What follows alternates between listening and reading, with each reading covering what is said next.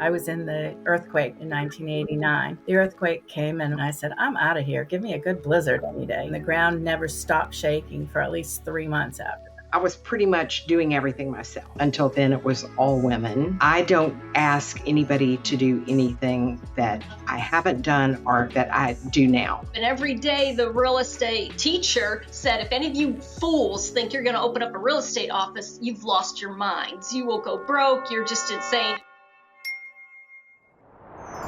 Welcome to Alex and Annie, the Real Men of Vacation Rentals. I'm Alex. And I'm Annie. And we have a truly special treat for everybody today. We have the OGs, which means the original gangsters, the original gals of vacation rentals, just joined by an incredible crew of women here today. We've got Audrey Miller, who is the co-founder and CFO of the Cottage Connection of Maine, Valerie Hawkins, the co-owner and CEO of Perdido Key Realty, and Jeanne Dailey, founder and CEO of Newman-Dailey. Welcome to the show, ladies. Thank you. Nice to be here. Thanks. Well, we are so excited to have you guys. And I'm just going to play partial favorites because Jeanne Dailey is somebody that I have admired for a long time. I won't say really long time, but for many years. And being from the Panhandle in Panama City Beach, I've always known of her and known of her business, and wished she was someone that I had known when I was starting out in vacation rentals. But why don't we go around the table and starting with you, Jeanne, and just give us a little snippet about your background and how you got to be the founder of Newman-Dailey. I originally came to this area, to Destin, in 1983 after I graduated from college. So yes, I am dating myself. And I came to work for a gentleman named Randy Newman, and he hired me to be his bookkeeper, rental manager, salesperson, you name it. I did it all, as everybody did here, I'm sure. And then we started Newman-Dailey Resort Properties in 85, and I bought him out in 88 and have been the sole proprietor since that time. I was fortunate. Destin, in our area, primarily had vacation rentals. There weren't really any hotels here. So it was just an up-and-coming industry, but we were up against nobody knowing where we were. We had to say we were between Pensacola and Panama City. So we've come a long way. Absolutely. How about you, Valerie? Why don't you tell us a little bit about your background? Well, I'm a Southern girl. I came from Savannah, Georgia. My husband and I moved here in 1982. If y'all don't add up the years, okay? We're not good at math. So no calculators here. Don't worry about it. So graduated from college in Savannah and got a degree in social work, worked for the Board of Education for 9 years. And then Alan was offered a job with Gulf Shores Plantation selling pre-construction condominium. With Pedro Mandoki. Yeah.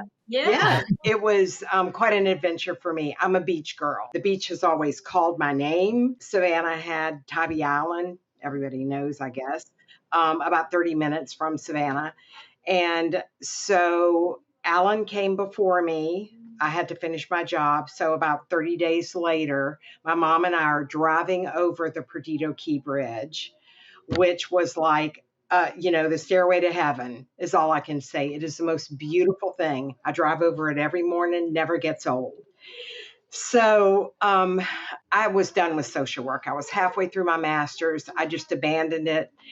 There was nothing on Perdido Key. It took us 6 months to get cable TV, and it took us about a month to get a telephone. So it was really the wilderness. We couldn't find a place to live in Gulf Shores, so we ended up on Perdido Key, and there were 5 condos, literally. This was a dream come true. I just, for about a month, I didn't do a thing, stepped off the steps in the morning, walked the beach. And then it was like, well, what am I going to do now? Because I'm really not somebody to just sit around.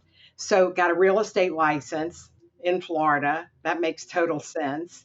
And I started doing model duty in the 3 pre-construction condos that were here that JME Realty had listed. It was just what I was made for it. So, we did that up until about 92. We met a man who owned Perdido Realty. He was very elderly. He at one time had 6 real estate offices in Pensacola. So he was a brilliant man. He was tired. He was renting a duplex, and he lived in half and his office was in the other half. And I would be in and out of there talking to him. And one day I walked in and he said, "Have you and Alan ever thought about buying a real estate company?" And I said, "Well, as a matter of fact, we've been talking about either going with a brokerage, 100% pay brokerage, Remax, whatever, or buying a small company." And he said, "Well, I want to talk to both of you." We walked in, sat down, and he said, "I don't really care about the money. What I care about is people owning this company who are going to take care of it. And I know you will. So if you will pay me $15,000 and I'll finance it over 5 years, you can buy Perdido Realty." Alan Wow. looked at me, Wow. and I went, we Wow. both went, "Okay, great." Yeah. The whole story, I walked in on Mr. Meadows. He was still living next door when we moved into the office. And he didn't realize where he was or what he was doing. So I walked into the office and there's Mr. Meadows standing in his whitey tighties in front of me. And I said, "Hey, Al." So, you can just get a picture of how basic this whole thing was. And it was Alan doing the sales, me doing the rentals. He had 3 vacation rentals. That was it. So I knew everybody on the beach, went to work. 6 months later, I had 25 vacation rentals, and it just was hired my first employee right after that, my bookkeeper. And, it has been the greatest thing ever. I have a passion for it, and I don't know what I would do if I didn't do this. Oh, and we have 170 units today. What a great story. I did not know all that about Yeah. the early years too. Audrey, how about you? Well, I spent all of the 1980s in California, in the Bay Area, San Francisco, and I was in the earthquake in 1989. And I was getting ready to watch the Giants win the World Series, of course. And they were my favorite baseball team. And I was going to have a big party at my house. And it was 5 o'clock at night. And the earthquake came. And of course, we never had the party. And I said, "I'm out of here. Give me a good blizzard any day." So I moved to Maine. And I didn't really know what I was going to do. I had been working in various Macintosh computer based companies doing marketing. And I had had a very successful career there, and I I just couldn't deal with the earthquake anymore. I think I was shaking, and the ground never stopped shaking for at least 3 months after. Yeah, so I'm from Maine, and I grew up in Wiscasset, which is about 10 miles from Booth Bay Harbor. And I started working as a waitress in Booth Bay because I didn't have a job. And I met this really handsome man and his father. And, I just thought, oh, he's got to be the walking wounded or gay or something. And to make a long story short, he was none of those things. And he and I started dating, and then he was supposed to go to Florida, and he actually went to Florida to Pompano Beach with his parents. And I got this phone call one fall afternoon, and he said, "I'd like you to pick up something at the airport." And I said, "What's that?" And he said, "Me." I said, "Great." Oh, So we had to figure out what to do in Booth Bay Harbor to earn a living because neither one of us, had a job really. So he went to work in a real estate office. He had a license in Florida and Maine, and he saw these inquiries coming in for vacation rentals, and the agency he was with had about 15 homes, but none of the real estate office people wanted to rent them. They just wanted to sell houses. So he came home one night and he said, "We really ought to look into this." And we were actually living in his big house that he had renovated as a family reunion house. It sleeps 16 people and it's got 8 bedrooms.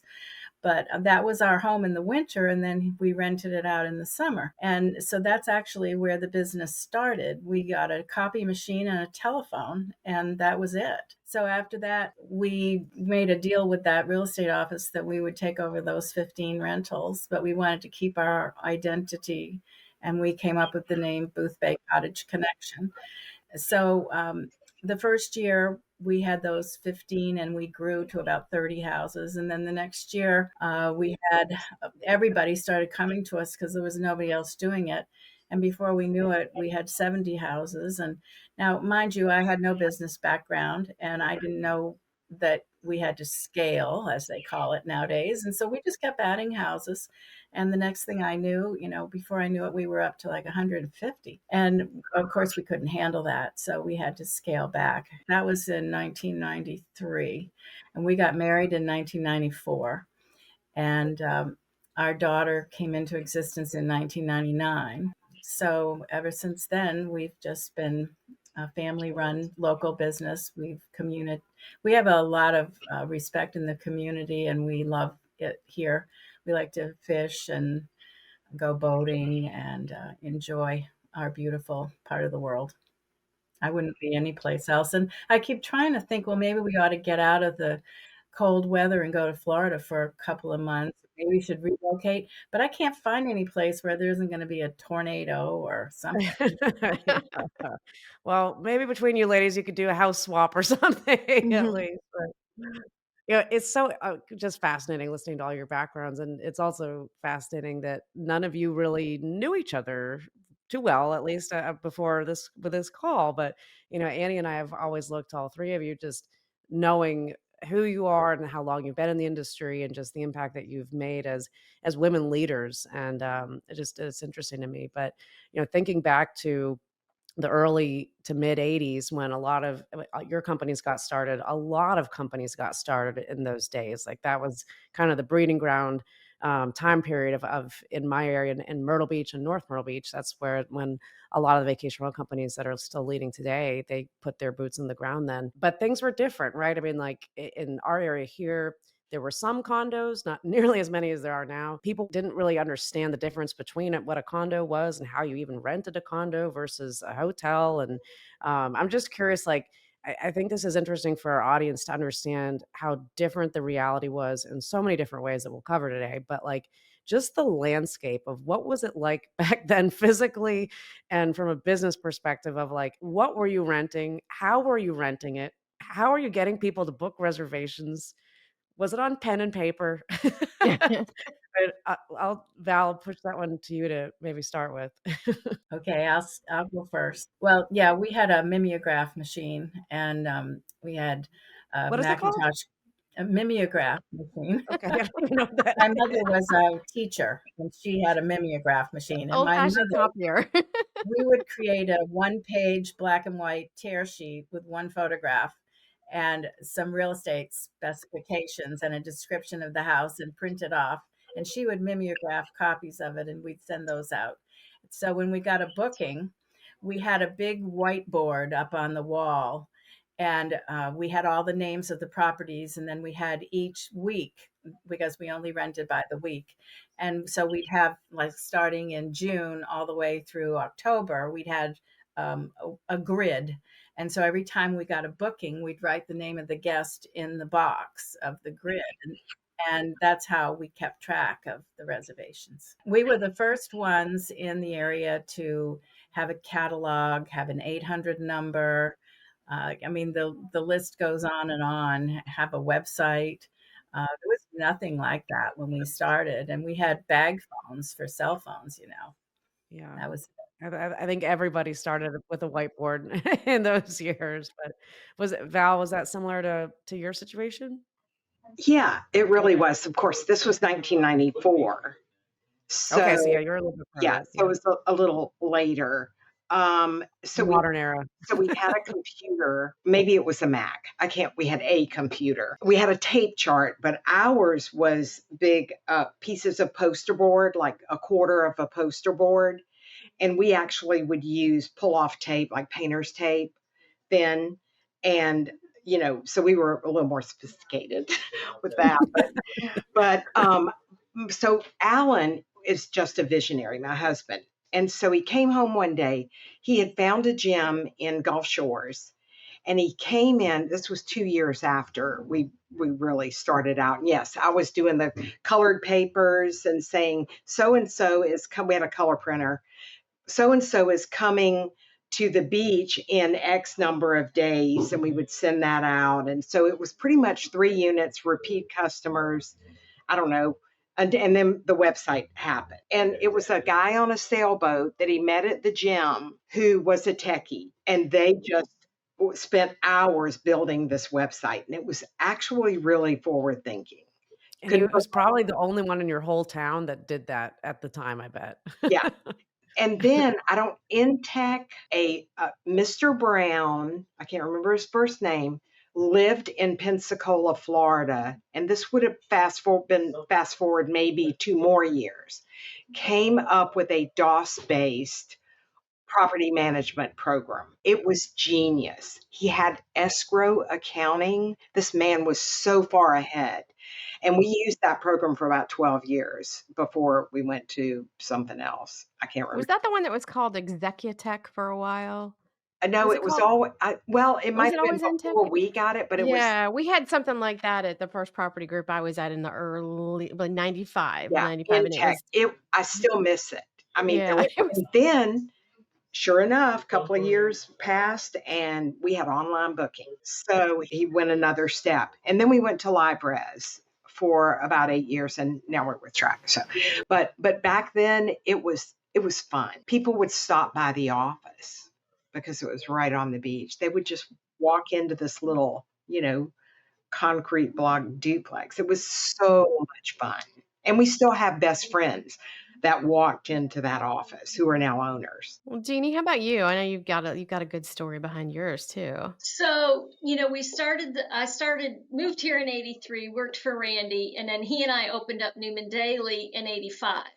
Well, in 84, we were actually functioning and doing business, but we had a spiral notebook that was a really big notebook, and we had to have two of them because we had more units than the one book would handle. And I thought you were we gonna would say just for a backup pencil. in case something happened to one No, of them. They copied it. no, There was a we had fire or two anything. books because we had all of one property or complex in one book and the other. And I hired an employee who convinced me to purchase a used 3-line phone system. And so there'd be Ooh. three of us in the office. We were all connected, to the phone with the cord. So the phones are all twisted around and we're all handing the books to each other. And then we're penciling in the name and then we do a note card on each person. So that's how we started. In 1986, I bought my first vacation rental software program. I think it was called Rental Reservations or something. The developer of it installed me. And then the day after he got me installed and taught me how to run it, he called me and said, "Oh, by the way, my company's going out of business." Oh, So I just made this investment and thought I was doing really, good. And we wouldn't have to use those notebooks anymore. Anyway, so he hung with me for a little while. And then I forget what the young kid's name was that called on me from a First Resort software. And I always accredit him with helping me with huge success. And then, of course, I met, the guys, Pat and anyway, all of them. So I had V12 or First Resort forever. Then we bought, a laser printer that we just got rid of. It was such a good IBM laser printer. We just got rid of it a couple years ago. But anyway, that's how we kicked off. And so it was exciting. But yeah, I'll never forget. I wish we'd taken a picture of us all cross-wired with those that's such a telephones. visual. I love that. But I think that's how it was, and kind of to your point, like everybody was in offices back then. It wasn't this remote work. You weren't checking Yeah. in guests elsewhere. People, if they had an issue, they came to your office to Yes. tell you about it. They had to give you that Yep. instant feedback right away. But I'm curious, to like just going back to when you started as women, and Jeannie kind of alluded to this in the beginning, like I started in the panhandle in 90, like in the early 90s, and so was in property management around 94 was when I got into it. There was just not a lot of women in the business, and this is like the panhandle in the South is kind of a good old boy network. There's a lot of legacy men operating businesses and stuff, and so how did you navigate that? And then I'll go to Valerie and Audrey, like navigating that as a woman. I mean, that had to have been just very daunting, but you clearly had the I don't know what people want to say, like the chutzpah in within you Yeah. to keep going. But what was Yeah. it that what was it that you decided that like this is where I need to be and what I want to do with my career?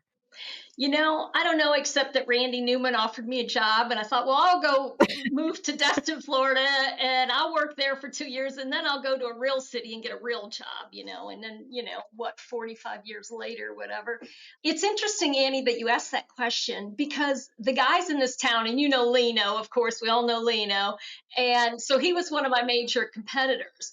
We were fortunate, though, we all wanted to grow the community and grow the business. So we've always been kind of friendly competitors. Oh, yeah, we're sharks, but we're going to be friendly competitors to help keep making the pie bigger.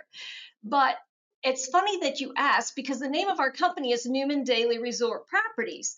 And Randy and I opened that up when I took a 2-week crash course, got my broker's license, and we opened it up. And every day the real estate teacher said, if any of you fools think you're going to open up a real estate office, you've lost your minds. You will go broke. You're just insane. And every day I was like, yeah, that's what I want to do. Yeah.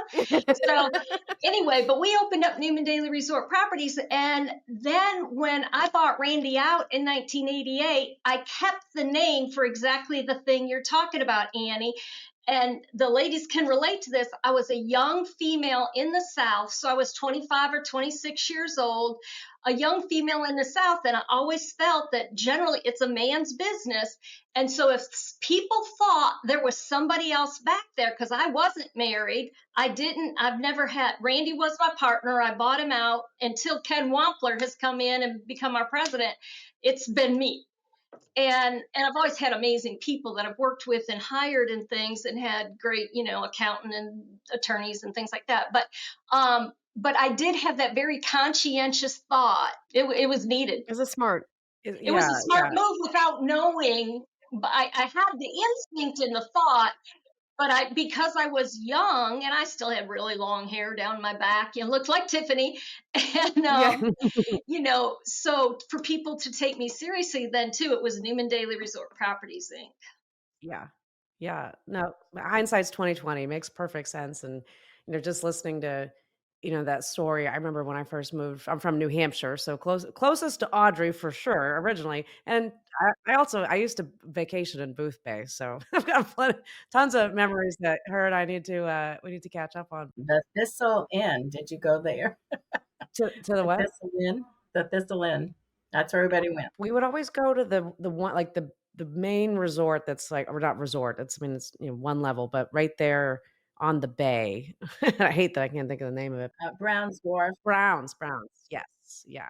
Amazing place. But I think back to when I moved down from New Hampshire to Myrtle Beach, very similar that it's like, just hearing what you just said, Janie. I mean, I was about 24, 25, and I didn't know anybody in this area. And it was very much similar to the Panhandle, very much a men run destination as far as leadership. And also, more than that, it was the people that ran this town were from this town. Like they owned the land and they owned the institutions, and they had been here for last 60 years. And who was I coming here from New Hampshire to like try and get into this industry? And that was a challenge. And I remember thinking back though, in my mind, that maybe I was blinded to this, but I didn't feel like it was as much of an issue of me being a woman that was hard to get started in any sort of business I wanted to. It was more of just being young and not understanding the area. And it's like, it just, to anybody listening to this, if you're in that position, it's like, it does just take that experience of like, then you get over that hump. Like it's possible, but like it can be very frustrating when you first, try and get into business and in those types of areas that it's not new and emerging. Everybody's new to the situation. Well, that was one of the beauties we all had, is that we started when the industry was just starting. It was completely male driven, the Abbott brothers and Tim Taylor with Ocean Reef. Those were always some of my main competitors. Southern hadn't started. The Beach and Schultz boys hadn't started Southern yet. That came later, probably in the 90s. All men and me. Yeah. And that branched over to Panama City when the gentleman that built Sterling came over to the Panama City Yep. Beach Market.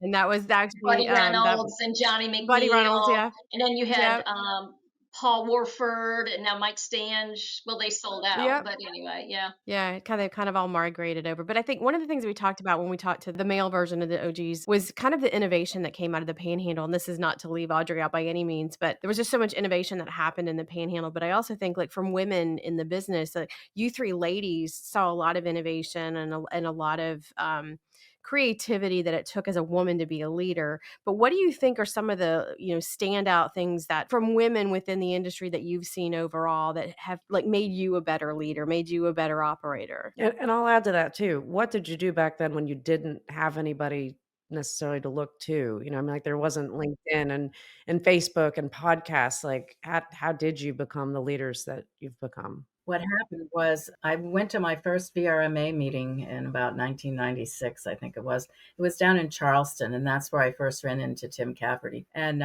my husband and I went, and we stayed in the hotel where Amy's going to have the next Vacation Rental Women's Yeah, Summit. Francis Marion. Unfortunately, it's in August, and that's our busy time up here, so I won't be going.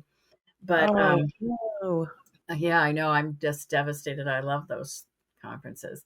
Anyway, we came back, and I realized that I needed to find some other people in the industry because there wasn't anybody else in our town. We were it. I had gotten some names and met a couple of women at the conference, and so I called them up, and we got together and had lunch, and then we started having our own little meetings, and there got to be about 6 of us from all over the state, and we all had our own territories, if you will.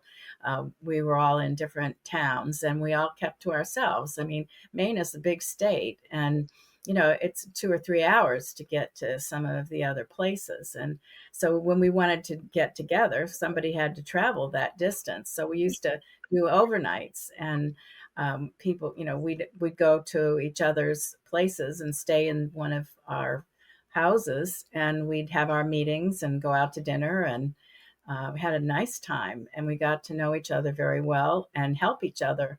We had blacklists of guests that we shared and things like that. And so that was how we got started. And it was all women. We didn't have any men at all in our group. Pretty similar. I was thinking, oh my God, I don't remember feeling intimidated by a man because men didn't do what I did. There was nobody doing what I did except Al Meadows that we bought the business from. He had 3 vacation rentals, and there was only one longstanding Century 21 office on Perdido Key, very small, one owner and operator, and he had bought a condo in every new construction property. Remember, at this time, we had maybe 8 high-rise condos, and that was it here. So Mr. Live kind of stayed to himself. Now, he was intimidating if you walked into an open house that you were doing. I almost fell to my knees because he was just such an unpleasant presence. Let me just put it that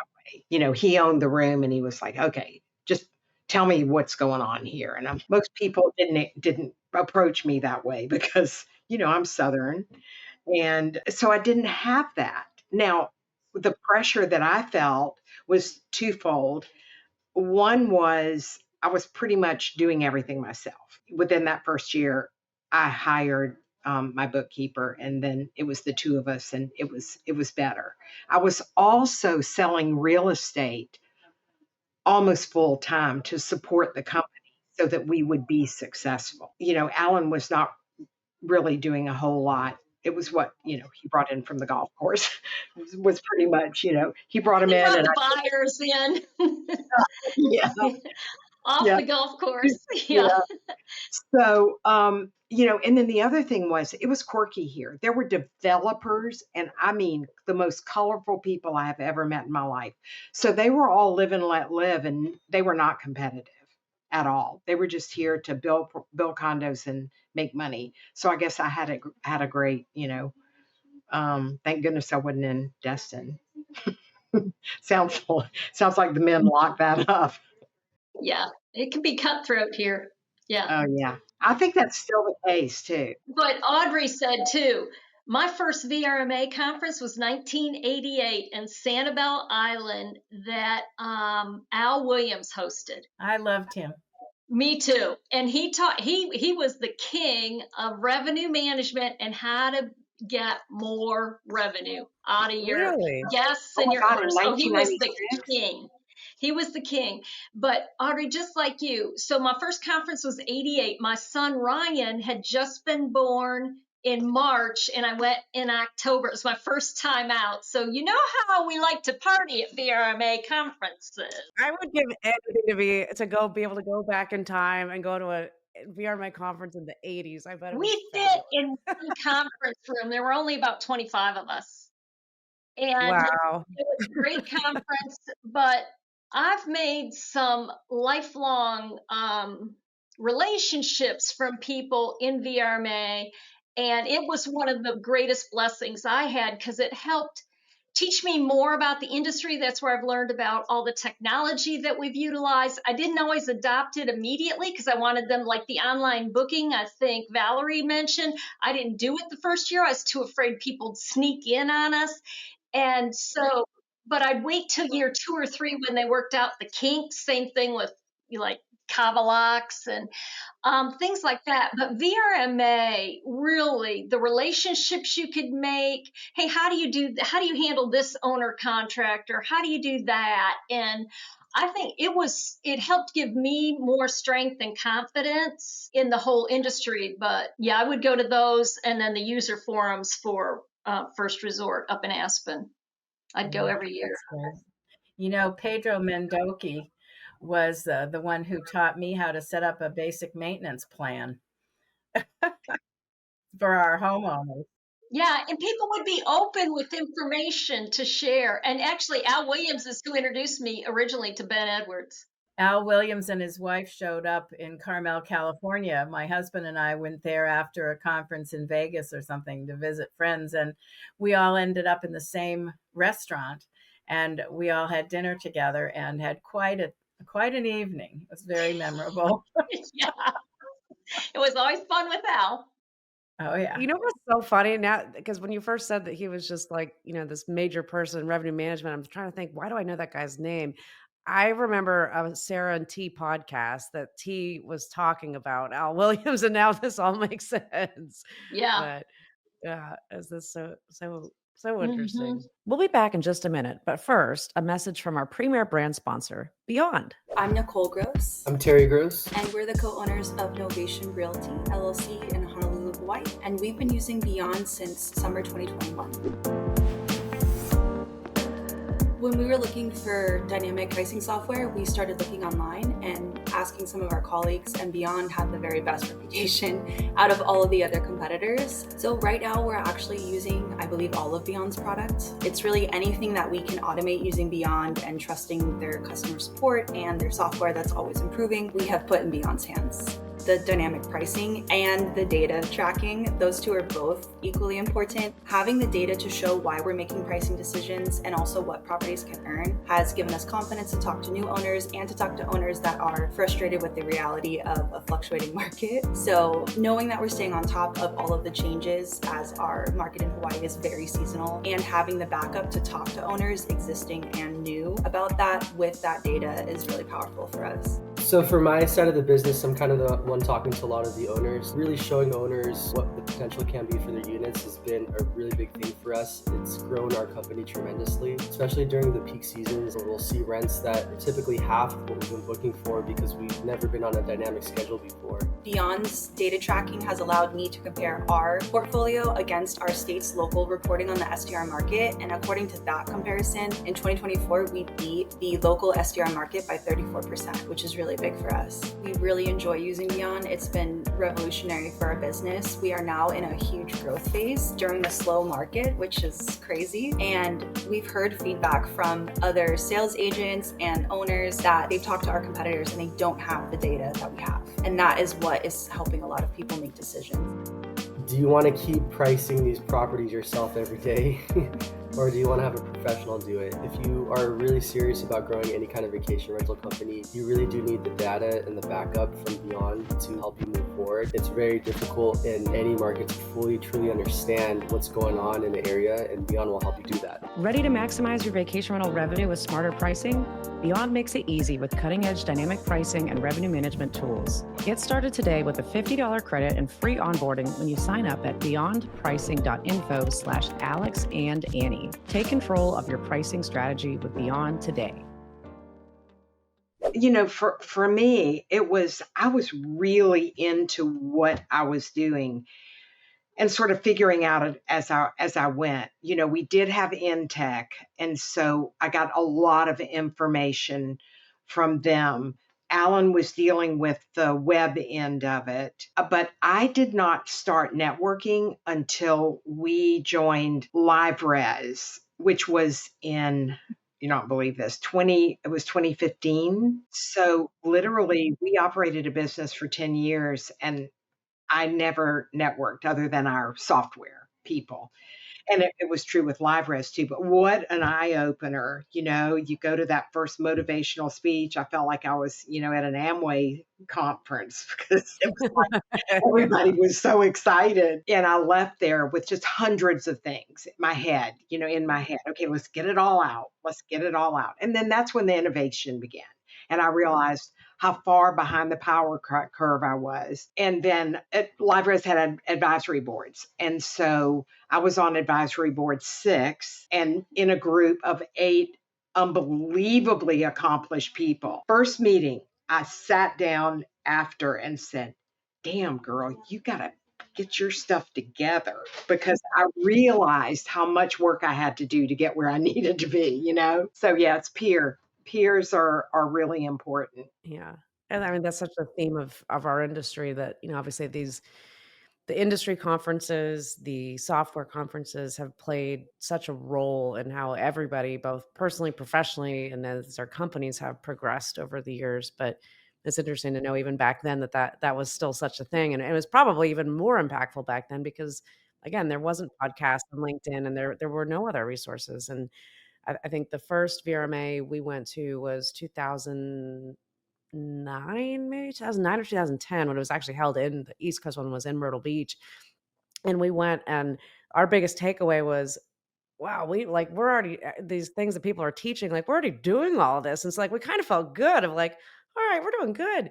But then a few years later we go and we're like, oh boy, like we had built all of our own tech at Condo World, and it was great for what it was. But all of a sudden we realized like, okay, we've got to really level up to be able to take it to that next level, because there's so much that happens so quickly. But kind of on that note, I'm curious. So when you moved from the whiteboards and the notebooks and the different ways of writing things down, what did it look like when you decided to make the switch, not the switch, but to use a property management system? How did that process go? I mean, because it's from like, day to night or night to day kind of. Well, like I said, I switched. I bought my first computer, my first software system in 86, and actually Carmela Gellenwater. Then I bought First Resort in 88. Carmela Gellenwater installed me. Okay. You all know her with VRMA. Yeah, Carmela. yeah. I've heard the name for sure. Or with Yeah, I don't know Verbo. With Verbo. Oh, yeah, I was in your Carmela okay, with okay. Verbo. Yeah. You don't know her ringing the bell last with name. VRMA. Yeah, the brown Yeah. with Verbo. She's with Verbo now.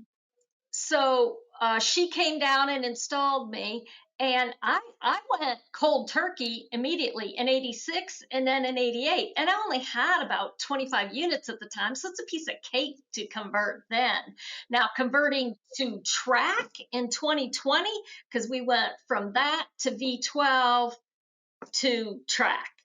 And when you've got 300 units, it's in a lot of years of accounting and data that's a whole nother thing. Yeah. Way back then, it was a piece of cake. Probably easy, yeah. And were And your I know how to staff handle it all and run it all.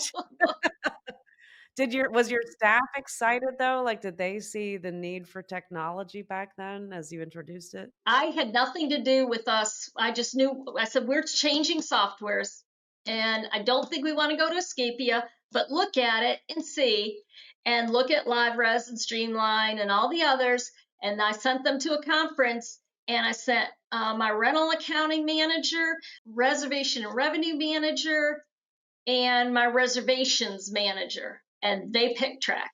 I said, okay, because So I don't know how to I use love it. that you gave the power to the people too. Well, That's they also have to pretty cool. implement it and figure it out, not me. so both of these ladies are using Track. Is that right? I am. I think that's what Valerie said too. Yeah. I'm still on Live Res. I started with them in 2012, and now we're in Ignite, and the jury's out. Well, Live Res, I'd probably still be with Live Res, had they not been acquired. And it was the most amazing group of people ever. And they were brilliant. Tina Upton was taking it like wherever, as far as it could go. But what killed me was there was no pricing tool of any kind. You could do static rates. We integrated with rented. Dear Lord in heaven, my revenue manager turned it on and everything just blew up. Owners calling me, and I wasn't used to that. It's the steady, Yeah, trust. Owners yeah. trust what I'm doing. Everything's steady. They know I'm doing.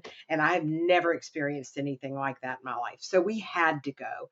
And I wish that we had honestly gone to Track when the brothers first, it was 2021 because it was Yeah, a year we at after the end of COVID. COVID, in November of COVID, because the day we installed, I was at home with COVID. Yeah. Yeah, that's when we did it. It was the worst experience of my life. I literally turned it over to my staff, and we had somebody come on board us, Brett Wright, he was amazing. We have now broken. Are y'all using the property care module? I have a new general manager who was trained with Southern. They had a seat at the table. So he was with Southern for 15 years and grew up with Track. The first thing he said was, Breezeway's got to go. You don't need an integration. Track is truth. Track is truth. And he is so right. Stuff changes immediately. There's none of that, lost stuff in Breezeway anyway. Yeah, no, I mean, thinking back, to those days, it wasn't a choice of if you had multiple choices and multiple systems bolted on. It was you had to make one choice, and that was basically it. But now obviously technology has gotten super complicated, and there's so many different systems, and it obviously we all live in this world, and it's not an easy one to be in now. But as you guide your teams, and I think it's been interesting to listen to all three of you that like it sounds like you've really put a lot of value in the input of your team and making these decisions. But how have you raised the people that work in the business to make those decisions? Like, what have you done to make them feel confident to make the right decisions? What are maybe some tips you could share? So they make the decisions. I go to whenever I'm making a change, like I just said with Track, they can help make the decision. Or we do strategic planning annually, and I do it with each department. And I may know what I want our goals to be at the end of it, but because they've helped to create the plan, they've analyzed our strengths and weaknesses and our opportunities and found where we need to get better and stronger. They've created the plan, so I've got their buy-in right from the front end.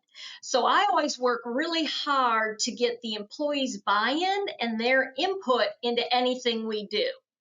So the softwares, I think that when we switched to Point Central locks, I pretty much just said we're doing it, but we had the Kaba, and this was a better plan anyway for us because Wi-Fi goes out all the time and cell service works better. Again, it's very expensive, but what it has saved me in efficiency and fewer employees and guest service management by managing the door, the thermostats, everything. So I always analyze it that way.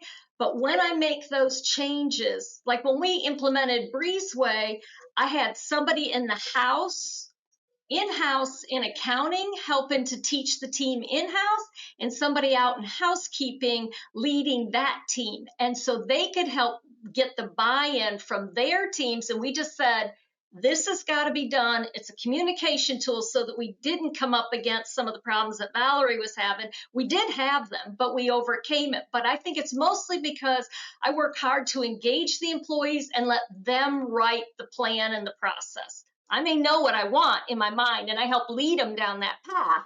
However, it's the path they've chosen. Does that make sense? Absolutely. Yeah. Brilliant. Perfect. Yeah. But now, and Audrey, your daughter now works in the business too. So maybe, And I know you've many other staff also, but maybe tell us a little bit about how that's looked for you. Well, it's not easy working with your daughter, especially when she's Or still under the same thing of Jeannie of like how you equip your staff to just make those decisions and have that confidence, I guess. yeah, I do the same thing. And we use a lot of subcontractors, and our challenge is to communicate our brand and make sure that they understand our values and what's important to us and what we expect of them, even though we're technically not allowed to tell them what to do. We do anyway. And it's wonderful because they do want to please, and they do want to do what we want them to. So it works. Yeah, it's the same thing. I think that really, as a woman, until Tim, we hired Tim in January, and so until then it was all women.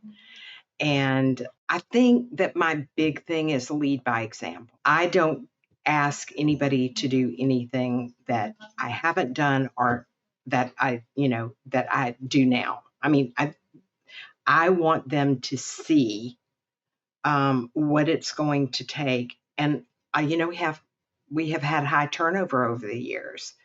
I think the smarter I get about doing, the things that Jeannie's doing, because I'm a micromanager. So, I've had to learn to just step back and say, okay, level 10 meetings, we did EOS. And I think that was one thing that really saved us, because then we became collaborative and goal focused. And, that just worked for us. We made more progress in the 2 years before COVID than we had in 10 years, just from, that collaboration and focus. I love it. Not many people came back after COVID, so we had to start over. So wanted to kind of pivot because I think we could go down a rabbit hole in all your experiences and definitely want to have you back for a part 2 to talk about more of this and maybe some more specific learnings. But one of the things I think that everybody's struggling from, we talk on the show about, is advocacy. Jeannie, you've been at the forefront of the advocacy for a very long time. Just wanted to kind of get your thoughts on where the industry's gone and where it's going, maybe where you see it going, and kind of just in the advocacy realm, because it is an ever changing animal. You have to kind of be on top of it. It feels like a whack-a-mole game all the time, that we're just always like looking for something to pop up. But in your experience, it feels like, probably, I know when I started, there wasn't a worry of that. It was just like we were doing our business and everything was fine. And then all of a sudden it's just, I think COVID kind of added onto things. But from each of your perspectives, what do you think is, advocacy that you've been involved in that you feel very proud of? And maybe like, what do you think is coming down the pike that we need to be aware of? Well, yeah, I started working on it way back in 2003 and 4 when they misinterpreted an ordinance in the city of Destin, and we're going to try and completely do away with vacation rentals. And it's the bread and butter. I mean, we have military here, but it's tourism. So, and in Walton County, it's only tourism. So I went before the city council. It's all about building relationships with the back end. So you got to build relationships with the city mayor, the city attorney, the county mayor, the county attorney, the city council, and that. And you're right, it's whack-a-mole. There's something coming up. We got more stuff coming up in Destin, and we got more stuff coming up in Walton County. And anyway, we were able to successfully pivot so that vacation rentals were not only accepted, they were allowed. And we created some good neighbor policies and things in a registration. And so you got to be willing to lose a battle to win the overall war. And I use that term all the time. Let's give up some parking spaces, and we got to register, and we got to pay a fee so they don't demand low-level occupancy or only limited amount of vacation rentals, like in California. I mean, some of the stuff my daughter Tiffany goes through on the advocacy side, that's happening in all these different states, and especially California, it's unbelievable the amount of restrictions they're putting in. And truthfully, we kind of got to go along on our own before the explosion of vacation rentals due to Airbnb. And then Airbnb started getting a bad name, and it came on to us. But we're still involved. We give to campaigns. We started the PAC here in Florida to help try and do some things on the state level. We're giving to campaigns. We're talking to leadership. We're reading the language and we're saying, we can live with this. And once again, we want to be good actors. We want to be the professionals. Let's get rid of the bad actors because they're making us have a bad name. So it's, again, I think it's being willing to compromise and lose the battle to think about what's winning the overall war. And winning the war is we continue to stay in business. Audrey, what about your area? I'm curious. We know the Panhandle, we know the Southeast, but don't hear a lot about the New England market. What are you facing up there? Oh my. My attitude is a little bit different than Jeannie's because we don't have as much competition, I guess. But my attitude is, we should not be subject to all of these restrictions, and we are not affordable housing. And I was just in Augusta, and so was my daughter, testifying last week about 3 different bills that wanted to allow a local options tax. And some wanted to just limit it to short-term rentals, and the other wanted to include the hotels. And then there's another one that wants to increase the lodging tax from 9% to 12% with a 3% increase. And so, we just go there and, on the state level, we have a lobbyist. We have the Vacation Rental Professionals of Maine that I started in 2013 when I found out that the hotel lobby was coming after us and trying to essentially keep us from renting because Airbnbs had come in and they had started doing 2 and 3 night rentals when we were doing 7-night minimums. We had great relations with the hotels until the Airbnbs came along and started cutting into their business. Anyway, we have little restrictions and taxes and people making a lot of noise about affordable housing problems and trying to blame vacation rentals. And yes, there are a lot of people buying investment properties and taking away in the cities, especially some of the places that used to be affordable and year-round lodging and turning them into Airbnbs. But for the most part, we go in and we're fighting. We're saying, no, we aren't regulated in Maine. We don't have the restrictions that you all do where you are. And we're trying to keep from having to have a registry, keep from trying to do anything. And, our argument is we've been doing this for over 100 years and we're all about hospitality and we police our homes and our guests. And if you have a problem, you just call us and we're there for you. And if you need a professional agency in your area, let me know and I'll find you one. Audrey, do you have one of our biggest problems is the locals who probably used to be vacation rental guests who've moved here.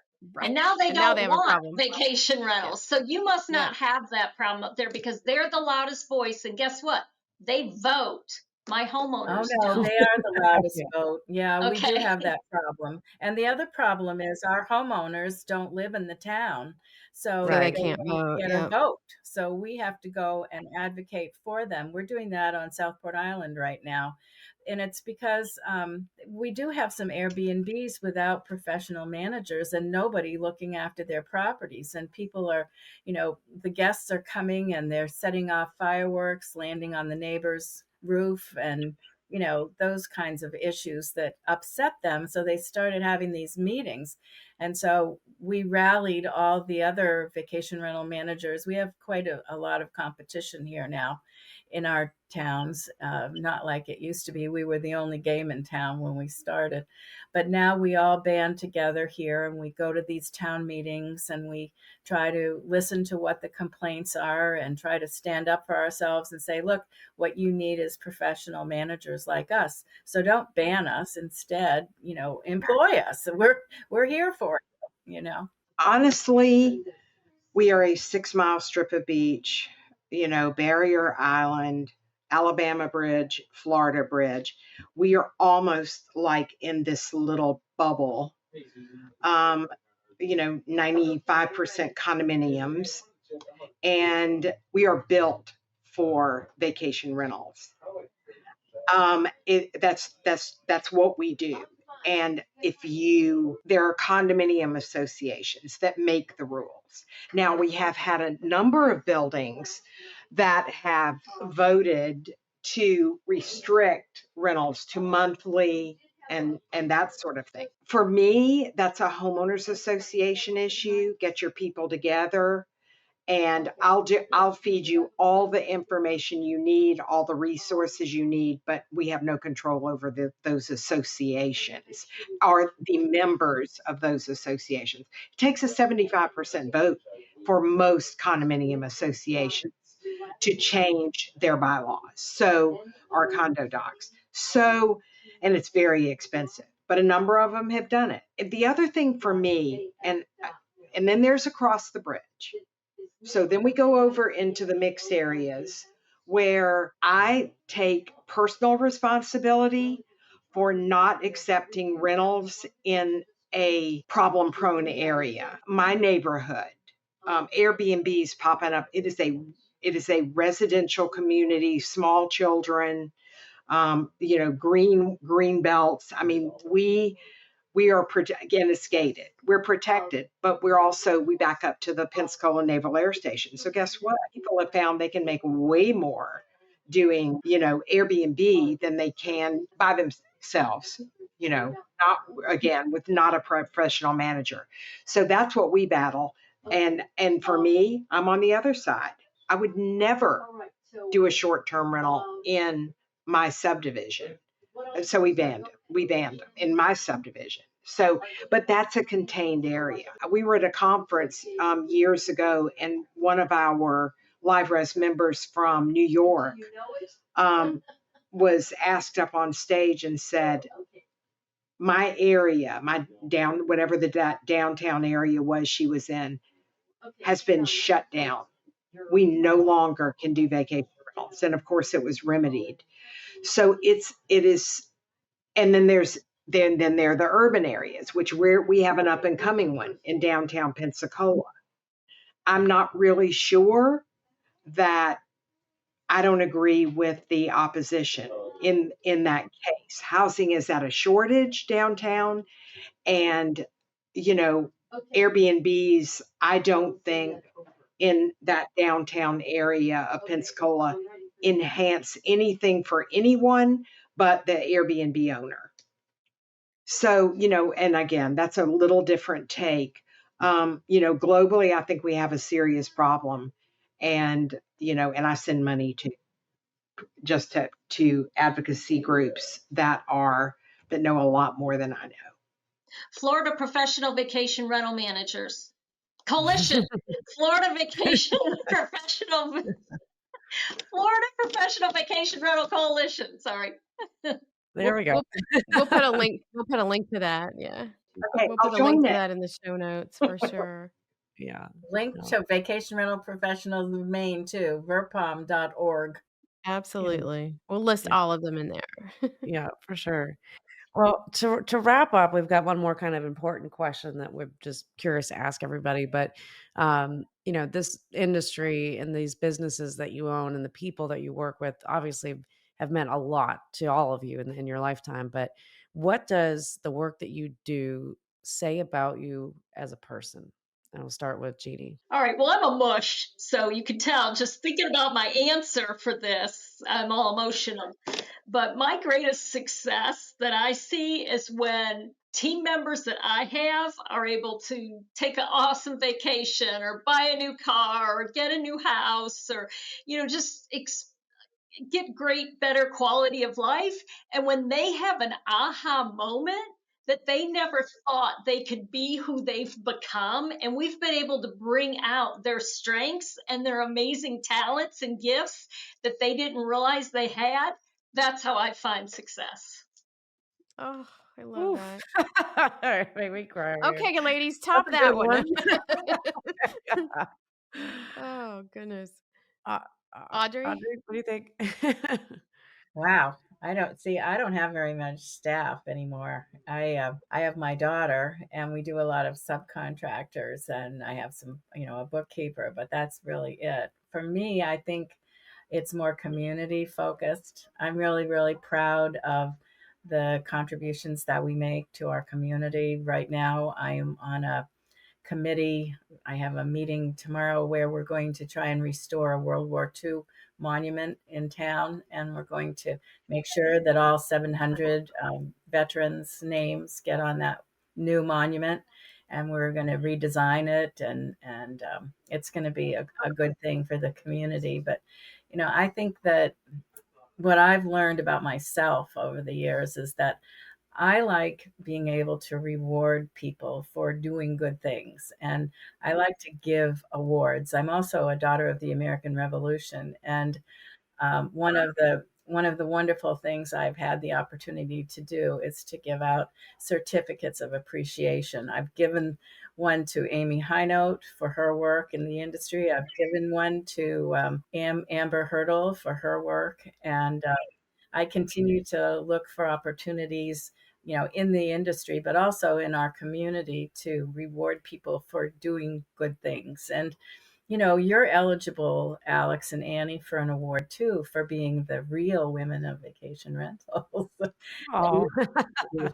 to the industry with this show. So I would consider you all as worthy of certificates of appreciation. Oh, well, thank you. Wow, thank you. Yeah, very That's much appreciate awesome. that. Well, Valerie, what about this you? is so easy. So the longer I do this, and the more relationships I see, you know, a guest who has been here for 35 years, sometimes twice a year, calls me on my cell phone. Val, really Southern, Val, this is Val, I got to come to the beach. I'm feeling the beach. And so, I just can't even begin to say my thing is giving back to the Howards and to the owners that I have had for so many years. I'm there for them when they have surgeries, babies, whatever. Their daughters have babies, and they'll text me and say, "Hey, she's not in labor. She's," and I'll text back and say, don't be scared. And she's, how'd you know I was scared? And I said, I know you, Barbara. You know, these are Yeah. people that I would do There. anything Yeah. for. Yeah. And it's an extension of hospitality. We just, one of my really big ones, Howard wanted his daughter to have a beach wedding. And 2 weeks ago, we did. He worked, for the government and couldn't afford a big wedding. We did it for him here. Chairs, arch, just so that, just to give back. And he said, yeah, discounting his accommodations and covering the difference. And he said, you just spent too much money. I said, Howard, just stop it. Do you know how much money you have spent with Perdido Realty over the last 35 years? Right. Yeah. So it keeps me going. It makes me feel like a better person to know that I have these acquaintances, but also, it's a family. This is just a family. And the same with my employees. They're my children, most of them are in their 30s and I'm not. So, I'm a natural mother and I just, do, do what they need. But that's it. It's just, I have a degree in social work. I'm made to, I did that and I was drawn to that because I need to be with people, work with people, help people when they need it.